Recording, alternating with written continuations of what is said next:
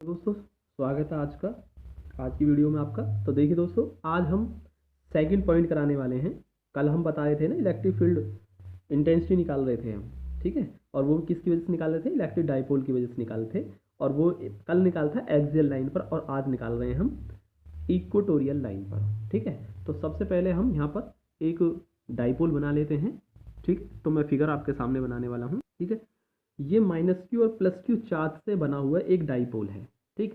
अब इसका जो मिड पॉइंट है वो O है, और दोनों के बीच की जो डिस्टेंस होती है चार्ज की, वो हमने L यानी कि 2L ले ली। तो 2L है तो L इधर होगी और L इधर होगी, है ना। फर्स्ट हाफ में L होगी और सेकंड हाफ में L डिस्टेंस होगी, ओके। और ये जो हमने डाइपोल बना है वो AB डाइपोल बना है, ठीक है। AB एक डाइपोल है। अब देखिए, इसका हमें इक्वेटोरियल लाइन पर निकालना है। इक्वेटोरियल लाइन कौन सी होती है? जो मिड पॉइंट से जो आप परपेंडिकुलर ड्रॉ करते हैं ना, परपेंडिकुलर ड्रॉ, तो परपेंडिकुलर जो ड्रॉ करते हैं, तो ये जो लाइन होगी ना, ये परपेंडिकुलर ड्रॉ होने वाली लाइन मिड पॉइंट से, यही होती है हमारी इक्वेटोरियल लाइन। अब इस लाइन पर हमें निकालना है इलेक्ट्रिक फील्ड, ठीक है। इलेक्ट्रिक फील्ड इंटेंसिटी फाइंड करनी है। अब वो कहाँ फाइंड करनी है आपको? किसी भी पॉइंट पर। तो सपोज यहाँ पर हम एक पॉइंट P ले लेते हैं, और इस P पॉइंट पर ही हमें इस इलेक्ट्रिक डाइपोल की वजह से इलेक्ट्रिक फील्ड इंटेंसिटी फाइंड करनी है, ठीक है दोस्तों। और एक चीज़ और देखेंगे, यहाँ पर जो डाइपोल बना हुआ है वो -q और +q चार्ज से बना हुआ है। तो P पॉइंट पर हम क्या फाइंड कर रहे हैं? इंटेंसिटी। जब इंटेंसिटी फाइंड करते हैं तो हम वहाँ जिस पॉइंट पर हमें इंटेंसिटी फाइंड करनी होती है, उस पॉइंट पर हम खुद ही मान लेते हैं कि वहाँ पर सपोज वहाँ पर एक प्लस यानी कि +1 कूलाम चार्ज रखा हुआ है, जो कि आपके डेफिनेशन के हिसाब से है, ठीक है ना। तो यहाँ पर आप मानेंगे कि +1 कूलाम चार्ज रखा हुआ है। तो पॉजिटिव और ये नेगेटिव, यहाँ पर ये जो नेगेटिव Q चार्ज है, ये इस पर फोर्स ऑफ अट्रैक्शन लगाएगा। तो इस पर एक इंटेंसिटी -q चार्ज की वजह से होगी, जो कि कैसे होगी? वो इस डायरेक्शन में होगी, लगने वाले फोर्स की डायरेक्शन में होती है। तो हमने उसको क्या माना है? इंटेंसिटी को E1 मान लिया है, ठीक है। जो डायरेक्शन ये होगी। अब यहाँ से हम देख पा रहे हैं कि ये जो +q चार्ज है, अब +q चार्ज की वजह से भी होगी। तो ये +q चार्ज, और यहाँ पर आपने +1 कूलाम चार्ज रखा है, तो प्लस प्लस में क्या होगा? रिपल्जन होगा। तो रिपल्जन का फोर्स जो लगेगा वो कैसे लगेगा? इस डायरेक्शन में लगेगा, इस डायरेक्शन में। तो रिपल्जन का फोर्स जो लगेगा, तो जिस डायरेक्शन फोर्स लगता है उसी डायरेक्शन में इंटेंसिटी होती है। तो ये आपकी पॉजिटिव +q चार्ज की वजह से जो इंटेंसिटी मानी वो हमने E2 मान लिया, ठीक है। तो ये डायरेक्शन आ गई E1 और E2 की, ठीक है। और ये जो P पॉइंट था वो R डिस्टेंस पर था O से, ठीक है। और एक चीज़ और देखेंगे यहाँ से हम, ये जो E1 है, ये आपका ना तो हॉरिजॉन्टल है ना वर्टिकल है। तो इसके हमें कंपोनेंट करने होंगे। तो दो कंपोनेंट में इसे ब्रेक कर देते हैं। तो E1 के दो कंपोनेंट कर दिए। एक तो आ गया आपका E1 cos थीटा होगा ये, क्योंकि ये एंगल कितना है? थीटा है। तो जब ये एंगल थीटा है तो आपका ये एंगल भी थीटा हो जाएगा, ठीक है। और एक इसका कंपोनेंट होगा वर्टिकली, तो ये हो जाएगा आपका E1 sin थीटा। ऐसे ही आपको E2 के भी दो कंपोनेंट लेने होंगे। दो कंपोनेंट में इसे ब्रेक कर दो, तो एक कंपोनेंट तो आपका इसका ये हो गया, और एक कंपोनेंट आएगा इस डायरेक्शन में। तो ये जो आएगा E2 का, ठीक है। तो ये जो होएगा, ये थीटा एंगल है ये भी। तो ये आएगा यहाँ से एक E2 cos थीटा यहाँ आ गया, और E1 sin थीटा जो होगा ये होगा E1 sin थीटा, ओके।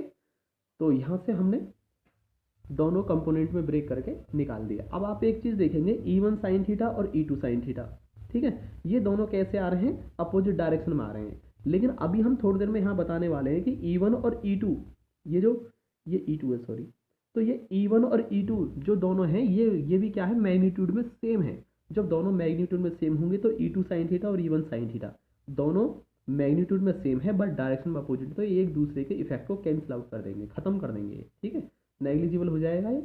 और जो टोटल जो इंटेंसिटी आएगी वो ओनली किसकी वजह से रही? इसके जो हॉरिजॉन्टल जो कंपोनेंट रहे E1 cos थीटा और E2 cos थीटा, केवल इन दोनों की वजह से ही रिजल्टेंट आएगा, क्योंकि ये दोनों तो एक दूसरे को खत्म कर चुके हैं, ठीक है। तो हम यहाँ से इंटेंसिटी फाइंड करेंगे। और ये जो मैंने सारी की सारी डेफिनेशन जो बोली है, अभी मुँह से बोला है जो कुछ भी, ठीक है, वो सब हम यहाँ पर लिखे दे रहे हैं। तो ये मैं थ्योरी थोड़ी सी लिखे दे रहा हूँ, आप देख लेना।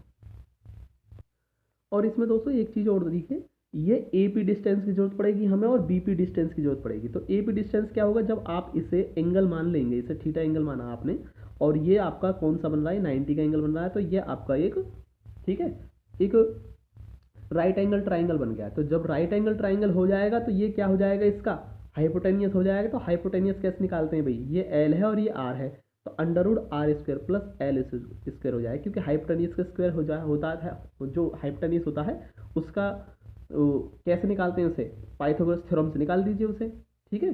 परपेंडिकुलर का स्क्वायर अंडर रूट में और प्लस बेस का स्क्वायर, तो इतना ही ये हो जाएगा R square plus L square, क्योंकि डिस्टेंस ये भी कितनी है, सेम है, ए पी और बी पी डिस्टेंस सेम है, और चार्ज के जो मैग्नीट्यूड है वो भी सेम है, बट डायरेक्शन वो नेचर इनकी अपोजिट है। ओके, तो हम यहाँ से अब देखिए हम स्टार्ट करते हैं यहाँ से आगे करना।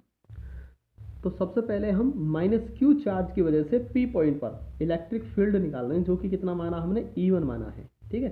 तो E1 की वैल्यू कितनी होगी, E1 की वैल्यू होगी 1/4πε0 क्यू, यानी चार्ज हो जाए क्यू बाई डिस्टेंस का स्क्वायर। डिस्टेंस कितनी है आपकी, ए पी है, और ए पी कितनी मानी है हमने, under root R square plus L square, और अंडर रूट में है और स्क्वायर हो जाएगा इसका होल स्क्वायर, तो स्क्वायर से अंडर रूट कैंसिल हो जाएगा, तो only R square plus L square रह जाएगा, जो कि फर्स्ट इक्वेशन मानकर हमने यहीं छोड़ दिया। अब हम प्लस क्यू चार्ज की वजह से निकालेंगे पी पॉइंट पर। ओके, सॉरी, हमने यहाँ पर जो माइनस क्यू चार्ज की वजह से माना है E1, तो यहाँ पर प्लस नहीं माइनस आएगा, ठीक है। तो माइनस क्यू चार्ज की वजह से E1 माना हमने, तो E1 ले लिया, और हम निकाल रहे हैं अब प्लस क्यू चार्ज की वजह से निकाल रहे हैं, जो कि हमने E2 माना है। तो ये कितना हो जाएगा, डिस्टेंस बीपी का स्क्वायर हो जाएगा, और बीपी डिस्टेंस भी आपके under root R square plus L square है, और स्क्वायर से अंडर रूट कैंसिल होकर इतना आ जाएगा, ठीक है। तो ये इतना आ जाएगा। अब यहाँ से एक चीज़ और देखिए, आप इक्वेशन फर्स्ट और सेकंड से आप क्या देख रहे हैं कि E1 और E2 की वैल्यू क्या आ रही है, सेम सेम नहीं आ रही है क्या, देखो 1/4πε0 q by r square plus L square, तो E1 और E2 मैग्नीट्यूड में सेम नहीं आएगा क्या। तो यही तो हम ऊपर बताने वाले थे, आपको बता रहे थे पहले कि ये जो E1 और E2 हैं, ये दोनों कैसे होते हैं, मैग्नीट्यूड में इक्वल आते हैं, ठीक है। तो ये दोनों, ये अब यहाँ से E2 साइन थीटा और E1 साइन थीटा, यहाँ से ये दोनों कैसे हो गए, इक्वल हो गए इक्वेशन 1 और 2 के अकॉर्डिंग, और इक्वल हो गए और अपोजिट डायरेक्शन हो गई, तो दोनों एक दूसरे को कैंसिल कर देंगे। तो यहाँ पर जो रिजल्टेंट जो बचेगा वो E1 cos थीटा और E2 cos थीटा की वजह से रहेगा। ओके, तो चलिए हम स्टार्ट करते हैं आगे। इसी चीज़ को हमने यहाँ पर लिख दिया है कि यहाँ पर क्या किया था, हमने ब्रेक किया था ना, तो breaking into two components E1 and E1 sine theta और E2 साइन थीटा। अब ये दोनों एक दूसरे के इक्वल हैं और अपोजिट हैं, तो ये नेगलेक्ट कर देंगे एक दूसरे के इफेक्ट को। तो टोटल इंस्टेंसिटी किसकी वजह से होगी, E1 cos थीटा और E2 cos थीटा की वजह से होगी। ओके, तो चलिए यहाँ से रिजल्टेंट किसकी वजह से होगी, E1 cos theta plus E2, same direction में है ना दोनों, ये देखिए दोनों सेम डायरेक्शन में, तो दोनों ऐड हो जाएंगे भाई। ये कैसी क्वांटिटी है, ये वेक्टर है, और दोनों सेम डायरेक्शन में है, तो ऐड हो जाएंगे। और हमने E1 और E2 दोनों क्या माने, अभी ऊपर देखा था, E1 और E2 फर्स्ट और सेकंड इक्वेशन की वजह से इक्वल थे, तो E2 को हटाकर E1 लिख सकते हैं, तो ये 2E1 cos थीटा हो जाएगा। अब यहाँ से हम इस इक्वेशन को थर्ड मान लेते हैं, और यहाँ से अब हमें एक काम करना है, E1 की वैल्यू तो हमने ऊपर निकाल रखी है, ये रही आपकी E1 की वैल्यू, ठीक है। इस वैल्यू को यहाँ रख देंगे E1 की जगह, और यहाँ से एक हम राइट एंगल ट्राइंगल ले लेंगे, ये AOP। तो AOP एक राइट एंगल ट्राइंगल ले लेंगे, उससे हम cos थीटा की वैल्यू फाइंड कर लेंगे, और E1 और cos थीटा की वैल्यू निकाल करके हम यहीं रख देंगे, और फिर उसको सॉल्व कर देंगे, वही आपका रिजल्टेंट होगा। तो यहाँ से हमने ट्राइंगल लिया है AOP, देखो AOP, तो यहाँ से हम क्या निकाल रहे हैं, cos थीटा फाइंड किया। cos थीटा कितना होता है दोस्तों, cos होता है बेस अपॉन हाइपोटेनियस, तो बेस आपका क्या है, L है, और हाइपोटेनियस क्या है, under root R square plus L square, तो L अपॉन ये हो जाएगा L upon under root R square plus L square. अब यहाँ से E1 आपने ऊपर फाइंड कर रखा था, और cos थीटा ये रहा, E1 और cos थीटा की वैल्यू इक्वेशन नंबर 3 में रख दीजिए यहाँ पर, तो रख देते हैं हम यहाँ से 2, और ये E1 की वैल्यू है, और ये cos थीटा की वैल्यू है, ठीक है। तो ये 2QL को हमने एक साथ कर दिया है, और यहाँ से आप देख रहे हैं कि R square plus L square की पावर कितनी है, 1 है, और यहाँ पर है हाफ पावर, यानी आधी पावर ये रही और एक पावर ये है, तो ये हो जाएगी यानी कि 3/2 पावर हो जाएगी, 1.5 पावर होगी ना, आधा और एक 1.5, तो 1.5 को हम 3/2 लिखते हैं, तो ये 3/2 पावर होगी, ठीक है। अब इसको थोड़ा सा सॉल्व कर लेते हैं आगे की तरफ।